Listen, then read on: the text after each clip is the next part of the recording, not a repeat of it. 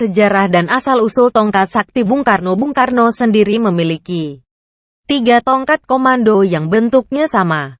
1 tongkat yang ia bawa ke luar negeri. 1 tongkat untuk berhadapan dengan para jenderalnya dan 1 tongkat waktu ia berpidato. Namun kalau keadaan buru-buru dan harus pergi, yang kerap ia bawa adalah tongkat sewaktu ia berpidato. Pernah suatu saat Presiden Kuba Fidel Castro memegang tongkat Bung Karno dan bercanda apakah tongkat ini sakti seperti tongkat kepala suku Indian. Bung Karno tertawa saja. Saat itu Castro meminta peci hitam Bung Karno dan Bung Karno pakai pet hijau punyanya Castro. Pet ini saya pakai waktu saya serang Havana dan saya jatuhkan Batista, kata Castro mengenai pet hijaunya itu. Apakah tongkat Bung Karno itu memiliki kesaktian seperti keris Diponegoro Kiai Salak atau keris Aryo Penangsang Kiai Setan Kober Walahu Alam? Tapi Bung Karno sakti itu sudah jelas. Peristiwa paling menggemparkan bagi publik Indonesia adalah saat Bung Karno ditembak dari jarak dekat pada sholat Idul Adha. Tembakan itu meleset dan ini yang jadi heboh. Bagaimana bisa penembaknya adalah seorang jago perang terlatih? Kenapa menembak dari hanya jarak 5 meter tidak kena? Di radio-radio saat itu saat sidang pengadilan penembak Bung Karno terungkap saat Bung Karno membelah dirinya menjadi 5. Penembak bingung mana Bung Karno? Kesaktian Bung Karno sebenarnya adalah kesaktian Tiban. Tiban adalah suatu istilah Jawa bahwa kesaktian itu tidak dipelajari. Waktu lahir Soekarno bernama Kusno, ia sakit keras kemudian diganti nama Soekarno. Setelah sehat, datanglah kakek Soekarno. Hardjodikromo datang dari Tulung Agung untuk berjumpa dengan Soekarno kecil saat itu. Sang kakek melihat ada sesuatu yang lain di anak ini. Kakek Soekarno sendiri adalah seorang sakti. Ia bisa menjilati bara api pada sebuah besi yang menyala. Rupanya di lidah Soekarno ada kemampuan lebih yaitu mengobati orang. Soekarno dicoba untuk mengobati bagian yang sakit dengan menjilat. Kakek Soekarno tahu bahwa ini kesaktian. Tapi harus diubah asal cucunya jangan hanya jadi dukun, tapi jadi seorang yang amat berguna untuk bangsanya. Hardjodikromo adalah seorang pelarian dari Jawa Tengah yang menolak sistem tanam paksa. Kultur stelsel van den Bosch, ia ke Tulung Agung dan memulai usaha sebagai saudagar batik. Leluhurnya Bung Karno dari pihak bapaknya adalah perwira perang Diponegoro untuk wilayah Solo. Nama leluhurnya Bung Karno itu Raden Mangundiwiryo yang berperang melawan Belanda. Mangundiwiryo ini adalah orang kepercayaan Raden Mas Prawiro Dikdoyo, salah seorang panglima Diponegoro yang membangun benteng-benteng perlawanan antara Boyolali sampai Merbabu. Setelah selesainya perang Diponegoro, Raden Mangundiwiryo diburu oleh intel Belanda dan ia menyamar jadi rakyat biasa di sekitar Purwodadi. Mungkin akar inilah yang membuat ikatan batin antara Jawa Tengah dan Bung Karno. Seperti diketahui Jawa Tengah adalah basis utama Soekarnois terbesar di Indonesia. Mangundiwiryo memiliki kesaktian yaitu ucapannya bisa jadi kenyataan, istilahnya idugeni. Rupanya ini menurun pada Bung Karno. Melihat kemampuan idugeni Bung Karno itu, kakeknya Hardjodikromo berpuasa siang malam agar cucunya bisa memiliki kekuatan batin. Pada suatu saat Hardjodikromo bermimpi rumahnya kedatangan seorang yang amat misterius. Berpakaian bangsawan Keraton Mataram dan mengatakan dengan amat pelan bahwa cucumu adalah seorang raja bukan saja di tanah Jawa, tapi di seluruh Nusantara. Kelak Hardjodikromo mengira bahwa itu adalah perwujudan dari Ki Juru Martani, seorang bangsawan Mataram paling cerdas. Sejak mimpi itu, kemampuan Bung Karno menjilat dan menyembuhkan langsung hilang berganti dengan kemampuan berbicara yang luar biasa hebat. Bung Karno sendiri menurut buku Goebbels, salah seorang sejarawan Belanda, sudah diramalkan akan terbunuh dengan benda-benda tajam. Untuk itulah ia amat takut dengan jarum suntik. Bung Karno sendiri agak paranoid terhadap benda-benda tajam. Ketika penyakit ginjalnya amat parah, ia menolak untuk berobat ke Swiss karena di sana ia pasti akan dibedah dengan pisau tajam. Ia memilih obat-obatan herbal dari Cina. Kembali ke tongkat tadi. Tongkat Bung Karno itu dibuat dari bahan kayu pucang kalak. Pohon pucang itu banyak tetapi pucang kalak itu hanya ada di Ponorogo. Pohon pucang. Tongkat komando Bung Karno sendiri dipakai sejak 1952, setelah peristiwa 17 Oktober 1952. Suatu malam Bung Karno didatangi orang dengan membawa sebalok kayu pohon pucang kalak yang ia potong dengan tangannya. Balok itu diserahkan pada Bung Karno untuk menghadapi para jenderal, kata orang itu. Lalu Bung Karno menyuruh salah seorang seniman Yogyakarta untuk membuat kayu itu menjadi tongkat komando. Sebagai tambahan dalam khasanah politik Indonesia, ageman atau pegangan itu soal biasa. Misalnya Jenderal Sumitro, tokoh utama dalam rivalitas dengan Ali Murtopo pada peristiwa Malari 1974.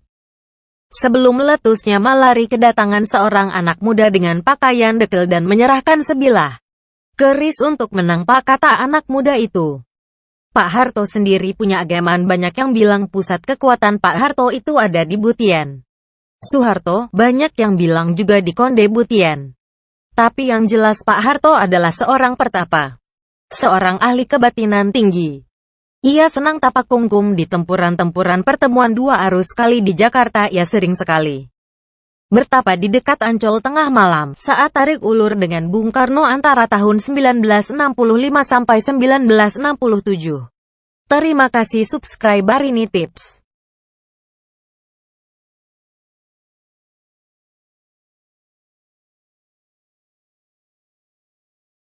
Karena di sana ia pasti akan dibedah dengan pisau tajam. Ia memilih obat-obatan herbal dari Cina. Kembali ke tongkat tadi. Tongkat Bung Karno itu dibuat dari bahan kayu pucang kalak.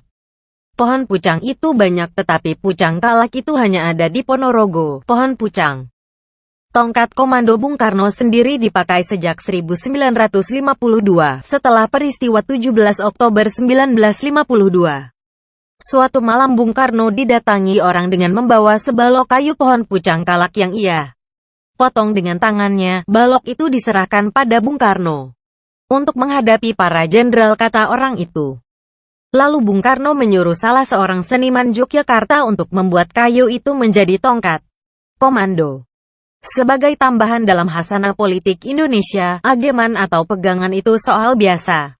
Misalnya Jenderal Sumitro, tokoh utama dalam rivalitas dengan Ali Murtopo pada peristiwa Malari 1974. Sebelum meletusnya Malari, kedatangan seorang anak muda dengan pakaian dekil dan menyerahkan sebilah. Sejarah dan asal-usul tongkat sakti Bung Karno. Bung Karno sendiri memiliki 3 tongkat komando yang bentuknya sama. 1 tongkat yang ia bawa ke luar negeri. 1 tongkat untuk berhadapan dengan para jenderalnya dan 1 tongkat waktu ia berpidato.